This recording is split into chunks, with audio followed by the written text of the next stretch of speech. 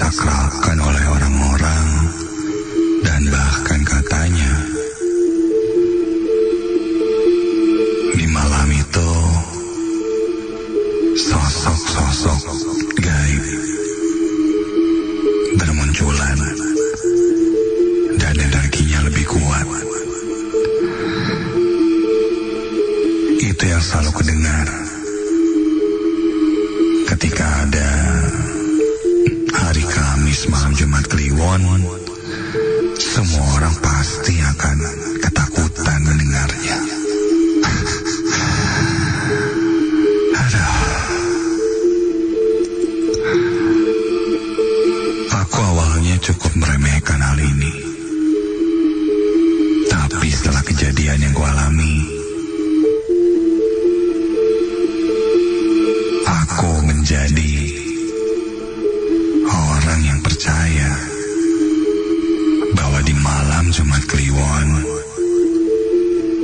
energi mereka benar-benar kuat.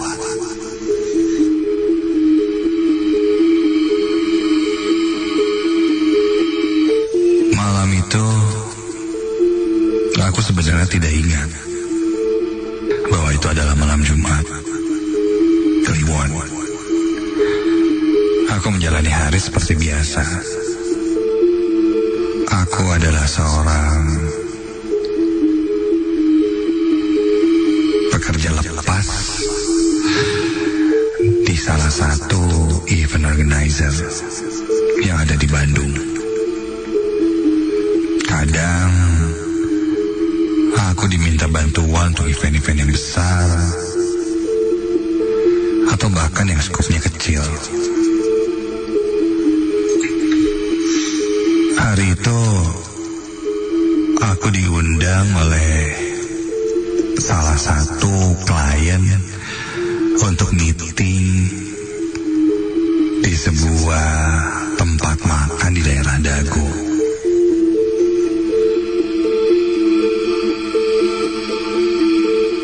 Klien pun Sherlock padaku. Oh, ternyata daerah Dagonya Dago atas. Aku mengiyakan, dan karena bisa dibilang ini meeting dadakan, jadi aku memang akan datang agak terlambat saat itu. Singkat cerita, sekitar jam 8 malam aku sampai di lokasi. Meeting sudah berjalan ya kurang lebih setengah jam. Tapi aku tidak terlambat untuk materi yang akan kita bahas. Meeting berjalan sekitar jam 9 malam. Pegawai rumah makan itu bilang sudah last order dan akan tutup.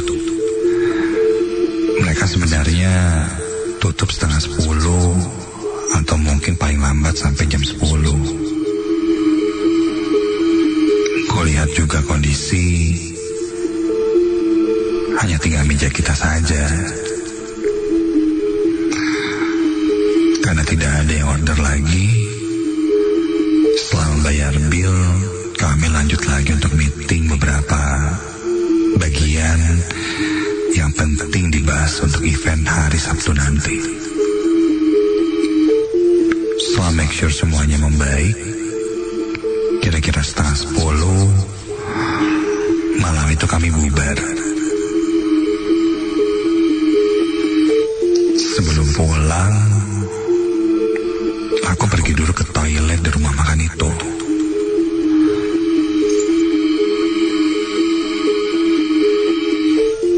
Masuk ke dalam toilet, kulihat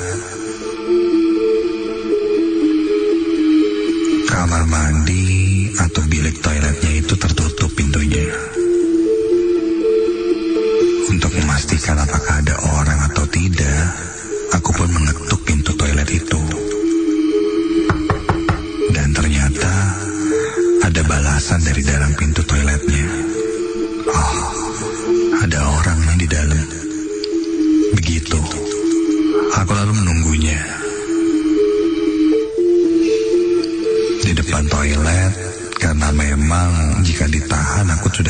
kuat ingin buang air kecil.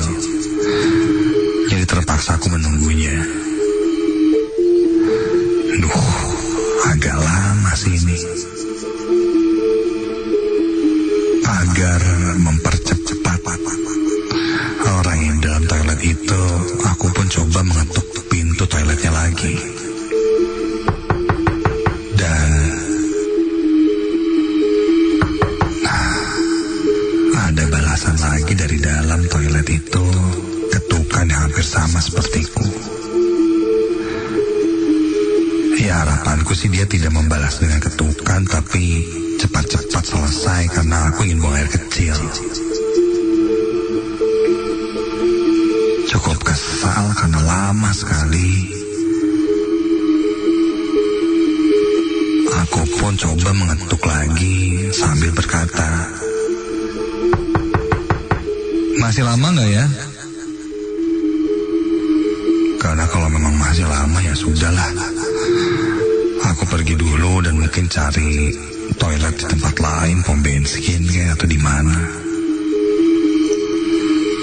Hingga terdengar suara dari dalam toilet itu.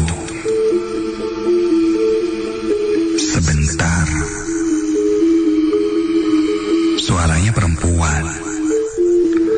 Karena memang toilet ini tidak khusus laki-laki atau perempuan.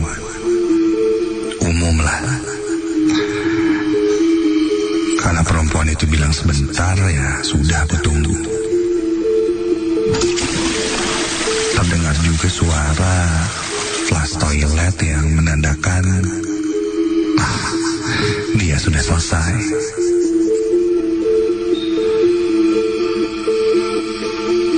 Terdengar suara kunci pintu terbuka dan gagang pintu pun terlihat tertarik ke bawah dan pintu toilet terbuka. Akhirnya udah nunggu lama nih, kebelet. Perlahan pintu toilet itu pun terbuka dan semakin terbuka lebar. Dan ketika pintu toilet itu terbuka dengan lebarnya,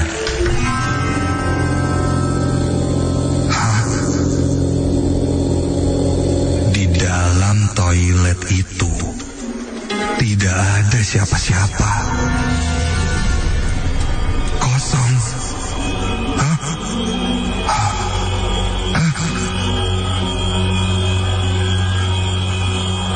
Aku sampai menengok ke arah dalam dan melihat ke dalam toilet yang sempit itu. Tidak ada siapa-siapa.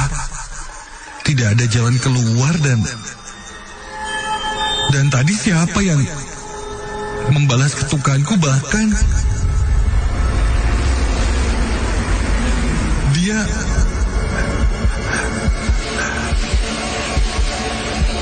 dia mengobrol denganku.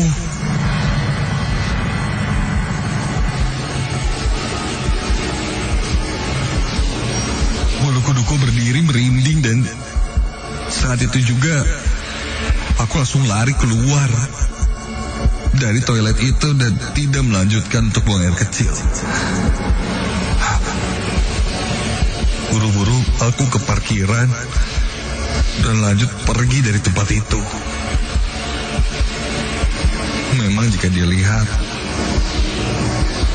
daerah sekitar resto itu hutan dengan pohon tinggi, ya gelap. Jadi memang menyeramkan. Aku masih bersyukur untung aku tidak melihat sesosok apapun di dalam toilet itu. Pikiranku mengawang kemana-mana. Tadi jelas dengar ketukan, bahkan dia membuka kunci pintu dan menarik gagang pintu. Sangat tidak masuk akal, tapi ini terjadi. Astaga.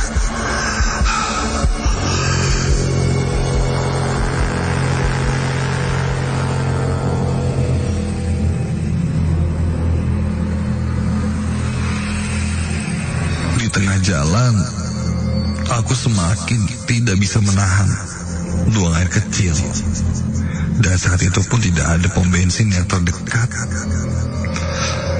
Dan mau tidak mau daripada aku mengompol, aku menghentikan laju motorku.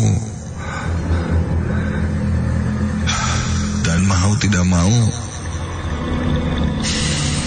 buang air kecil di sisi jalan. Aku mencari tempat yang agak tidak terlihat orang, dan ada sebuah pohon di sana. Aku pun buang air kecil di sana. Dan karena kondisi gelap, tidak ada orang yang lewat juga, aku merasa aman. Tapi ternyata tidak. Baru saja selesai aku buang air kecil dan merasa lega, ada sesuatu jatuh ke atas kepalaku. Itu adalah tetesan air. Refleks kulihat ke atas dan terlihat satu sosok tinggi besar. Matanya merah. Dia menyeringai dengan taring yang panjang, dan tetesan air itu berasal dari mulutnya yang menyeringai. Wajahnya terlihat marah. Sosok itu sangat tinggi, bahkan lebih tinggi dari pohon.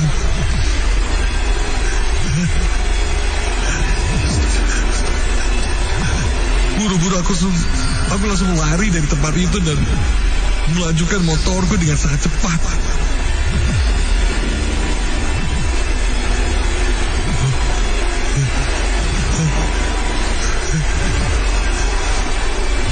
Ketika aku melanjutkan motorku, sosok hitam tinggi besar dan berbulu itu terlihat juga mengikutiku dari sisi samping kiri di antara hutan-hutan yang kulewati.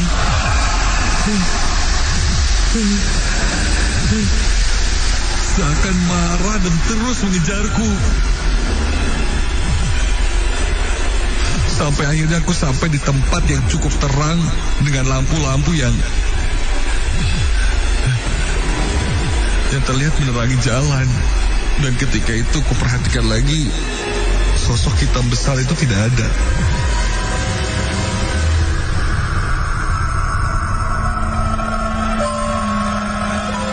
Aku menyadari ada kesalahanku, yaitu tidak meminta izin atau permisi ketika buang air kecil tadi. Aku menyadari hal itu. Aku pun berhenti masih di sekitaran hutan itu dan bilang, mohon maaf jika ada tingkah lakuku yang salah dan tidak permisi tadi. Tolong jangan ganggu aku lagi. Jangan ikut, jangan ganggu. Begitu kataku. Hingga akhirnya aku pun meneruskan perjalananku. Singkat cerita, sampai di rumah, kondisiku sudah tidak karu-karuan. Aku langsung tidur, baringkan badanku, pejamkan mataku dan coba untuk cepat terlelap sampai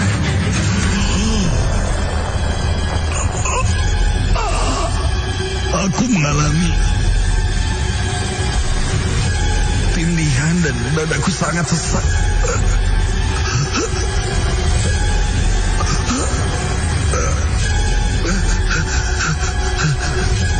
Dan ketika ku buka mataku, sosok tinggi besar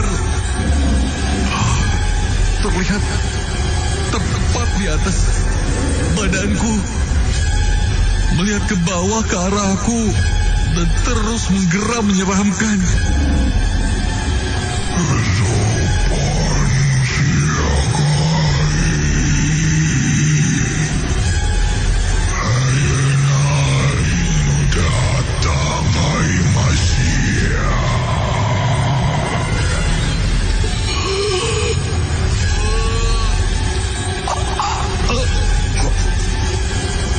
berusaha berteriak membaca doa, tapi seakan-akan itu tidak bisa keluar dari mulutku. Aku tidak mau melihat sosok itu dan pejamkan mataku terus. Sampai akhirnya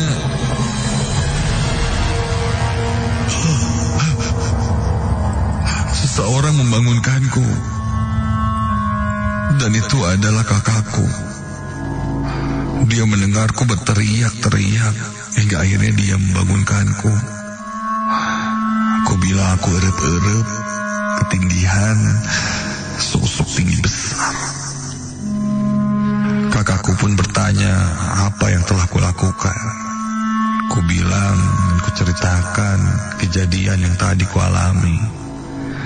Lalu kakakku menyuruhku mengambil air wudhu, sholat dan berdoa agar dijauhkan dari sosok itu yang mengikutiku sampai ke rumah. Dan kakakku bilang,